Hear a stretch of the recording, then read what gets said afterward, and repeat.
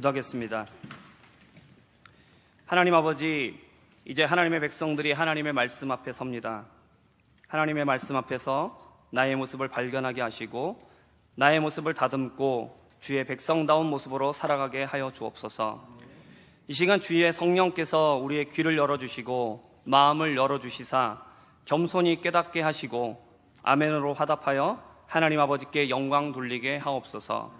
감사드리며 우리 주 예수 그리스도의 이름으로 기도드립니다. 아멘. 오늘 말씀의 제목은 이 땅에서 반드시 인도하시리니 라는 제목을 가지고 함께 은혜를 나누고자 합니다. 오늘 우리가 읽은 창세기 50장에는 두 번의 장례식이 나오고 있습니다. 정확하게 말하자면은 한 번의 장례와 그리고 곧 치르게 될 또 한 번의 장례에 대한 이야기입니다. 한 번의 장례는 요셉의 아버지 야곱의 장례를 말하고 있고, 곧 치르게 될 장례는 임종을 앞두고 유언하고 있는 요셉의 장례입니다. 요셉은 아버지 야곱이 돌아가셨을 때 그의 시신을 애굽식으로 처리했습니다. 요셉이 애굽의 총리였기 때문에 당연한 이야기죠. 요셉은 아버지의 이 시신을 애굽식으로 처리를 한 뒤에 애굽 땅에 묻지 않았습니다. 바로에게 양해를 구한 뒤에 가나안으로 옮겨 아브라함이 구입했던 막벨라 굴에 장사했습니다. 그리고 이제 요셉의 나이가 110세가 되어 임종을 앞두고 요셉은 자신의 장래에 대하여서 유언을 남겼습니다. 근데 그의 유언을 보면 독특한 점이 있죠. 요셉은 자신의 형제들에게 말했습니다. 나는 죽을 것이나 하나님이 당신들을 돌보시고 당신들을 이 땅에서 인도하여 내사 아브라함과 이삭과 야곱에게 맹세하신 땅에 이르게 하시리라. 요셉은 먼저 하나님께서 이스라엘 백성들을 지금 살고 있는 이 애굽에서 인도하셔 맹세하신 땅 가나안으로 가게 하실 것이다 라고 말하고 있습니다. 그리고 요셉은 다시 같은 내용으로 반복하죠. 그러면서 이스라엘 자손들에게 맹세를 시킵니다. 하나님이 반드시 당신들을 돌보시리니 당신들은 여기서 내 해골을 메고 올라가라. 요셉은 하나님께서 이스라엘 백성들을 인도하셔서 가나안에 들어가게 하실 것을 믿음으로 바라보았습니다. 이 일이 반드시 이루어질 것이다 라는 것을 믿은 것이죠. 자신은 이제 죽으면 애굽에서 묻히게 되겠지만 시간이 흘러 자신의 해골이라 할지라도 가나안 땅으로 가게 되기를 간절하게 소원했습니다. 요셉은 태어나서 10대까지는 아버지와 가나안에서 살았고 그리고 애굽에서요 생애 대부분을 보냈습니다.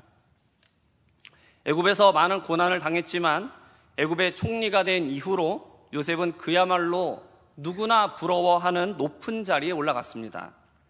당연히 부유함도 따라왔죠. 애굽 제사장 보디베라의 딸과 결혼하여서 에브라임과 므낫세 두 아들도 낳았습니다. 에브라임의 자손 3대, 그러니까 아들, 손자, 증손자, 고손자까지 보았습니다. 그는 110세까지 살았고 그리고 죽기 직전에 또렷한 정신을 가지고 유언을 남길 정도로 건강도 했습니다. 모든 사람들이 세상을 살면서 가지고 누리기를 원하는 그 모든 것을 누린 사람이 바로 요셉이죠.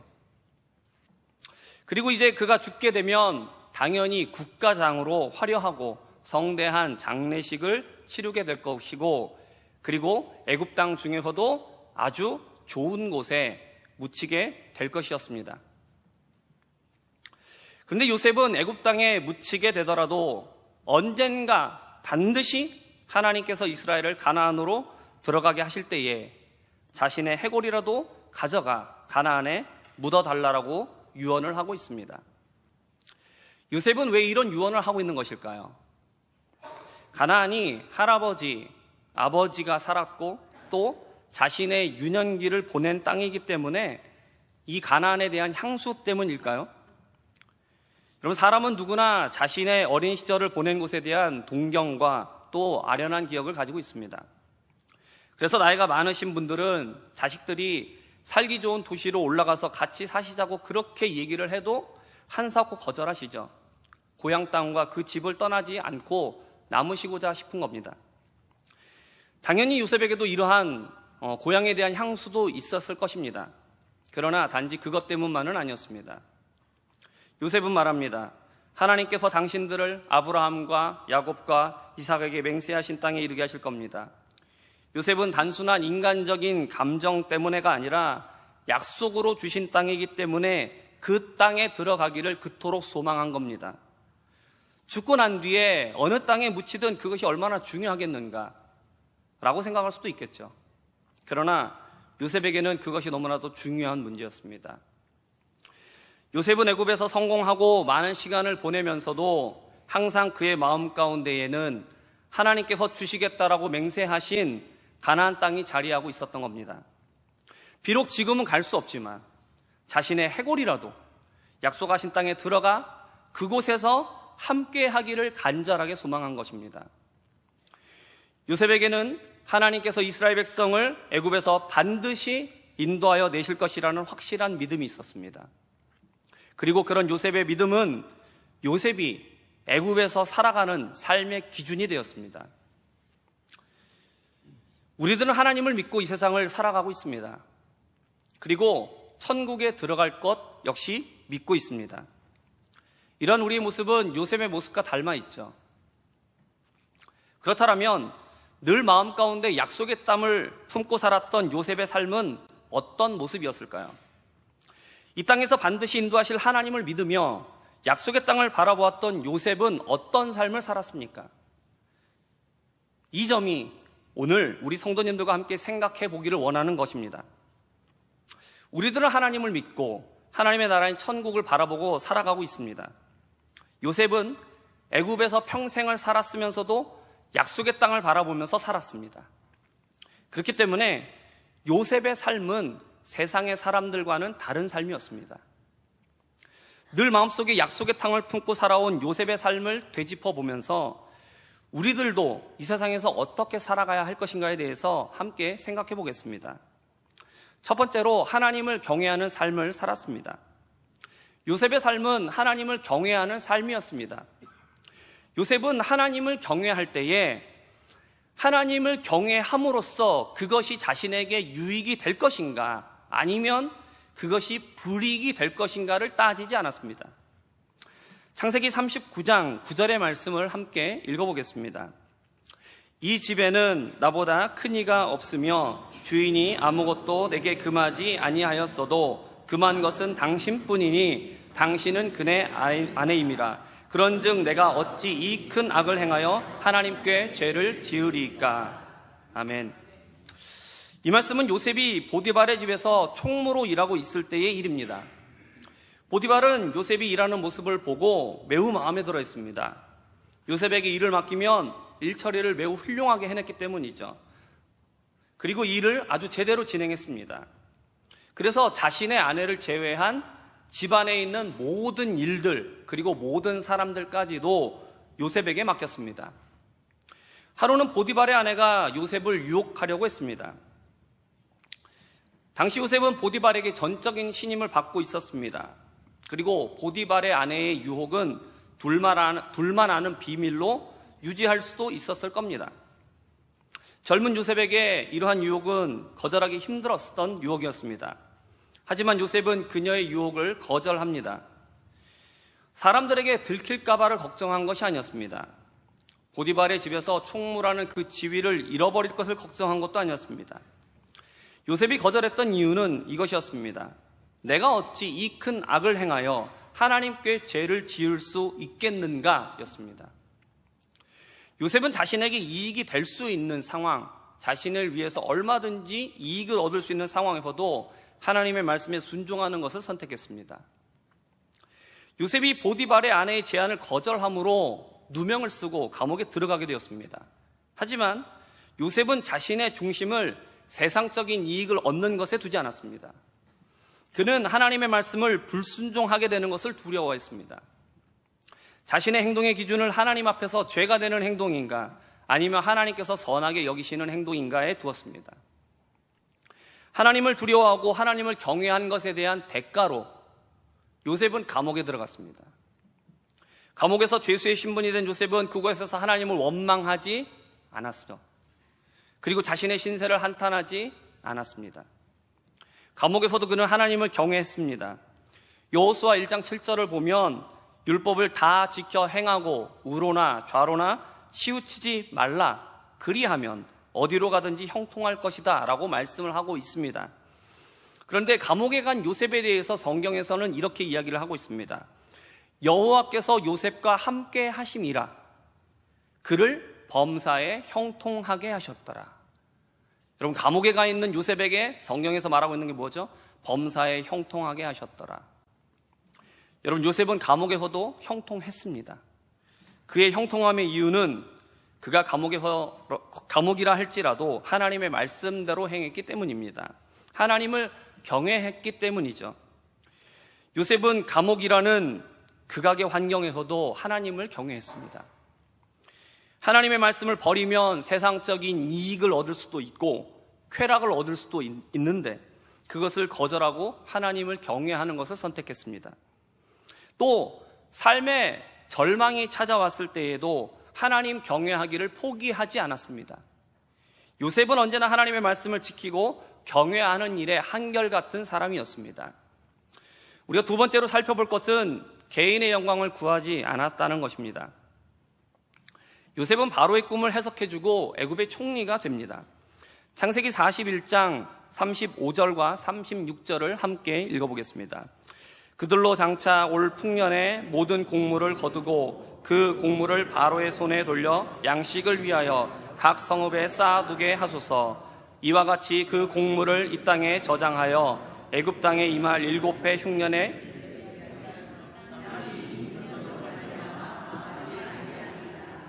아멘.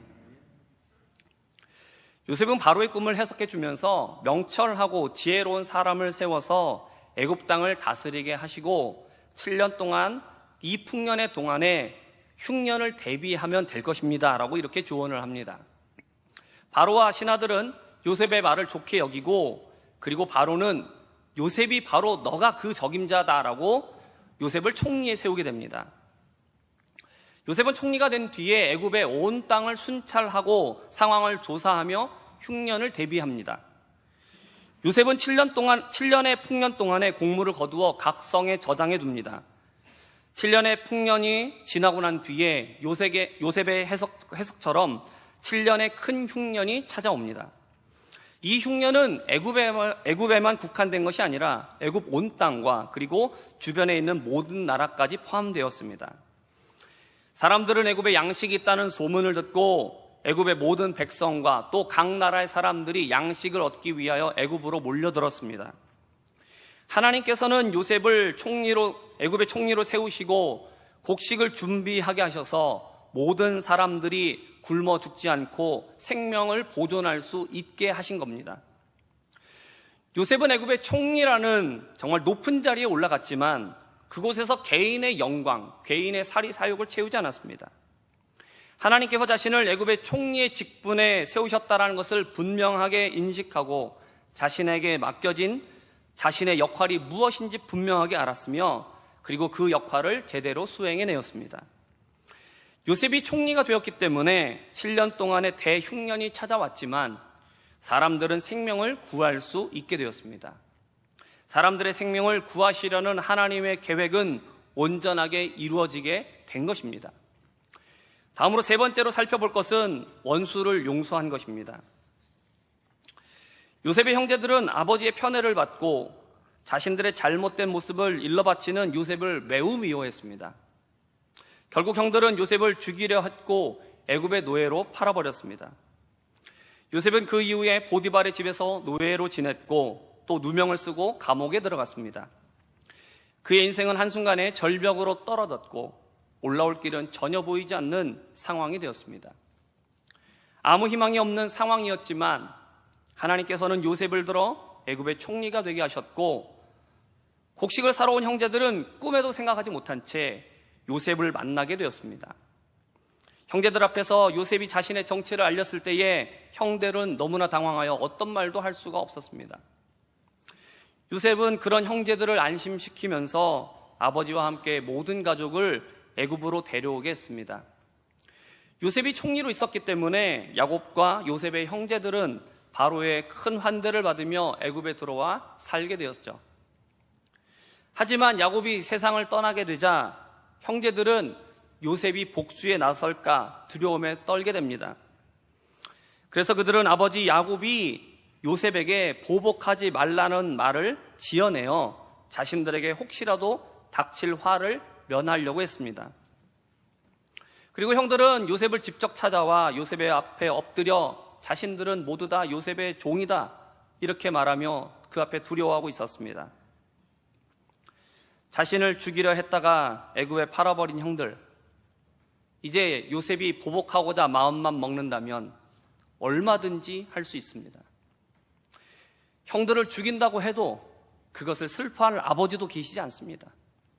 그리고 이 모든 상황을 바로가 알게 된다면 바로가 누구 편을 들겠습니까? 당연히 요셉의 편이죠. 엎드려 두려워하고 있는 형들을 바라보면서 요셉은 어떤 결정을 내렸습니까? 창세기 50장 19절에서 21절까지의 말씀을 함께 읽겠습니다. 요셉이 그들에게 이르되 두려워하지 마소서, 내가 하나님을 대신하리이까. 당신들은 나를 해하려 하였으나 하나님은 그것을 선으로 바꾸사 오늘과 같이 많은 백성의 생명을 구원하게 하시려 하셨나니 당신들은 두려워하지 마소서, 내가 당신들과 당신들의 자녀를 기르리이다 하고 그들을 간곡한 말로 위로하였더라. 아멘. 형들의 말을 들은 요셉은 그 말이 아버지 야곱의 말이 아니라 형들이 지어낸 이야기라는 것을 바로 알았습니다. 하지만 요셉은 그런 형들을 바라보고 그 형들을 따뜻하게 품어주었습니다. 요셉은 형들을 용서해 주었습니다. 요셉은 자신이 하나님을 대신할 수 없다라는 것을 알았습니다.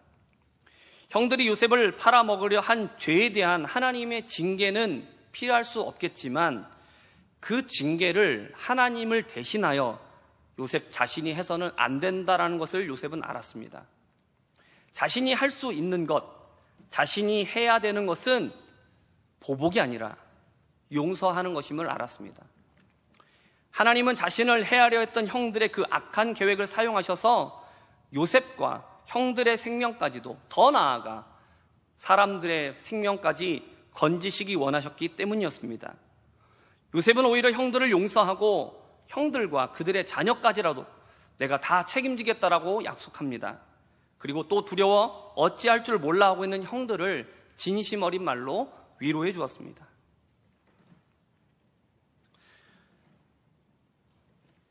요셉은 그의 삶 전체, 그가 살아간 시간 동안 몸은 어디에 있었습니까?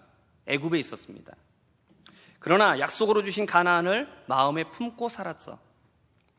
하나님께서 주신 약속의 땅을 바라보면서 살아간 요셉의 삶은 하나님을 경외하는 삶이었고, 세상에서 얻은 것을 개인의 영광을 위해 사용하지 않고 하나님의 뜻을 이루는 도구로 사용했으며 원수까지도 용서하는 삶을 살았습니다.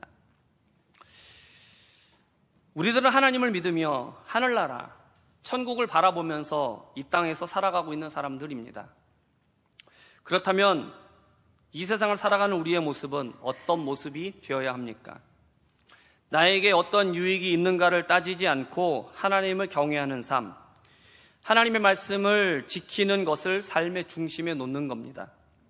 하나님의 말씀을 지키다 억울한 일을 당한다 할지라도, 또 괴로운 일을 당한다 할지라도 하나님의 말씀을 지키며 사는 것입니다.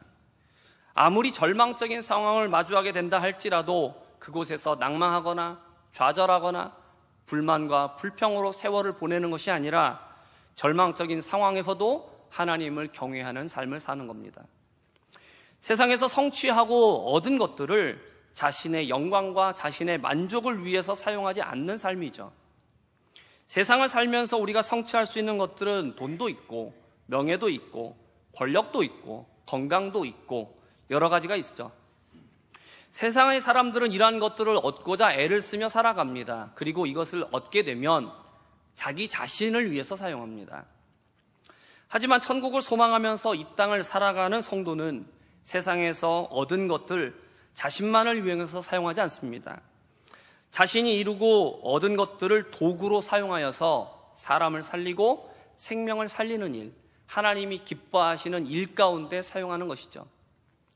마지막으로 원수를 용서하는 삶, 바꿔 말하면 모두를 사랑하는 삶입니다. 나에게 악한 일을 할지라도 그마저도 하나님께서 선으로 바꾸어 주실 것을 믿고 인내하며 또 진정으로 용서하는 삶을 살아가는 것입니다. 인간적으로 생각하면 왜 밉지 않겠습니까? 왜 화가 나지 않겠습니까? 그러나 그 모든 것이 하나님의 손에 달려 있다는 것을 믿기 때문에 내가 해야 되는 일은 무엇이냐? 용서라는 것이죠. 그리고 나는 무엇을 기대하느냐? 하나님의 선하신 손길을 기대하는 것입니다. 사랑하는 신성의 성도 여러분, 우리들이 하나님의 나라인 천국을 진정으로 소망한다라면 우리의 자신의 모습을 돌아보기를 바랍니다. 내가 지금 세상을 살아가고 있는 나의 모습이 요셉의 모습과 겹쳐지고 있습니까? 아니면 요셉의 모습과는 다르게 어긋나 있습니까? 나는 진실되게 하나님을 믿으며 하나님의 나라를 소망한다라고 고백할 수 있습니까? 하나님께서 반드시 당신들을 돌보시고 당신들을 이 땅에서 인도하여 내시리니 요셉은 바로 이 믿음을 가지고 이 세상을 살았습니다. 천국을 바라보고 이 세상을 산 것이죠. 여러분, 요셉의 이 믿음의 고백이 지금 우리들에도 있기를 바랍니다. 우리도 이 세상을 살아갈 때에 하나님께서 우리를 인도하여 하나님의 나라에 들어가게 하실 것을 진실로 믿으며 이 세상을 살아갈 수 있기를 바랍니다. 그러므로 인하여서 우리가 세상을 살아가는 우리의 모습이 세상의 사람들과는 구별된 다른 모습이 될 수 있기를 바랍니다. 하나님이 반드시 인도하시리니라는 분명한 믿음을 가진 사람은 그의 삶이 다를 수밖에 없는 겁니다. 왜냐하면 바라보고 있는 관점이 달라요. 세상의 사람들은 여기를 바라보고 있지만 우리는 저곳을 바라보고 살아가는 사람들입니다. 그렇기 때문에 우리의 기준이 다르기 때문에 살아가는 모습이 다를 수밖에 없는 겁니다. 그러나 우리의 모습을 돌이켜보면 그렇지 못할 때가 많음을 우리는 고백하죠.